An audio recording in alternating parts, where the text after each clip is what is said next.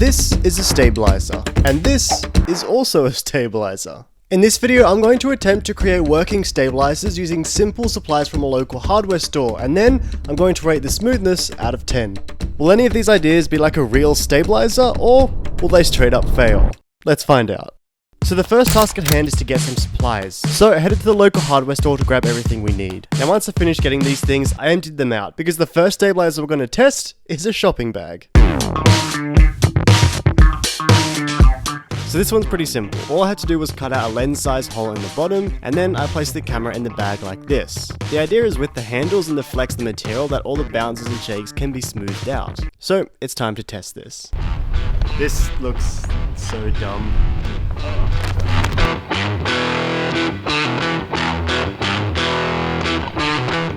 Alright, so we actually made a stabilizer from a shopping bag.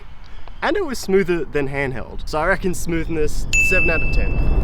But this is only the beginning, because the next stabilizer is going to use only a piece of string. So one of the rules of having a stable camera is the more points of contact you have, the better. So with this, the idea is to add 2 points of contact with your feet and the string, making a total of 4 points of contact. Now the problem with this technique is that it works well for static shots, but what happens if you try to move around? That's not more stuff. Alright, that was kind of a flop. But maybe it could work if you attach the point of contact to something else that was moving. Like maybe a belt loop? This is not better.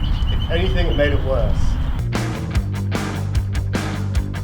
Alright, that was so bad. Smoothness, 1 out of 10, if even that. And it was at this point that I was getting a little nervous, because we're now moving on to much harder designs that use PVC pipes. Now, PVC pipes can be used to make some pretty crazy things, from toilet paper rolls, shoe racks, and even a lamp. But today, we're going to use it to make a stabilizer. Now, this design is going to work similar to what's called a Steadicam setup. It's where you use a counterweight on the opposite side of the camera to smooth out the movements. I started off by cutting out the pieces I needed, and then I continued to construct the entire design.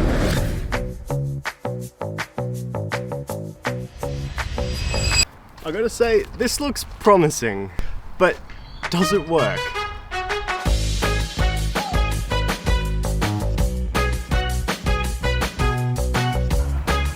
This is actually kind of alright. I'd say probably a 7 out of 10 again. But wait, that's not the end of the pipe saga, because I still have a lot left over. So we're gonna make another stabilizer using these. So what you'll find is that this next design actually looks really similar to this, which is an actual type of stabilizer. So with this one, the construction was pretty similar to the last one, but it goes over my shoulders and it has weights to counteract the camera movements. I had a lot of hope in this design, but almost instantly, things took a turn. Luckily, with a bit of reinforcement, I was able to fix it up so I could find out if this was smooth. The answer? Nope, this was so shaky. Oh my god. What the fuck? We've now covered 4 stabilizers in this video, and so far, the best one is probably the shopping bag. But we're not done yet, because we're about to try the hardest and possibly the most effective DIY stabilizer on this list. Now this design is based off this stabilizer, but it works a little differently. You see, instead of using motors that counteract movement that you make, it's going to use a spinning disc to make it harder for the camera to move around. I started off by building the PVC frame, and this went well. Then I created these axles for the bearings, and this is where the gimbal is going to be able to rotate to keep steady. No way! This looks so legit. This looks like, look at that. It doesn't even have the gyroscope yet, and it's working. Next, I moved on to the motors, and I decided to use toy car motors, and after a bit of soldering, I successfully attached it to the stabilizer. The gimbal is ready, as you can see. It's feeling a little creaky, and like maybe it can't hold the weight of a camera, but we're gonna try it and just pray for the best.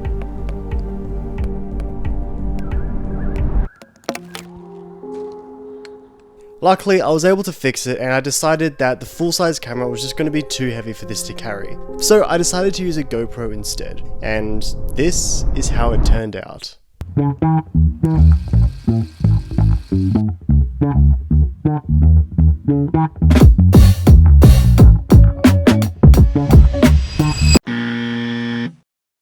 After spending literally 3 days working on that last one, in the end, it turns out that the best stabilizer on this list was this one.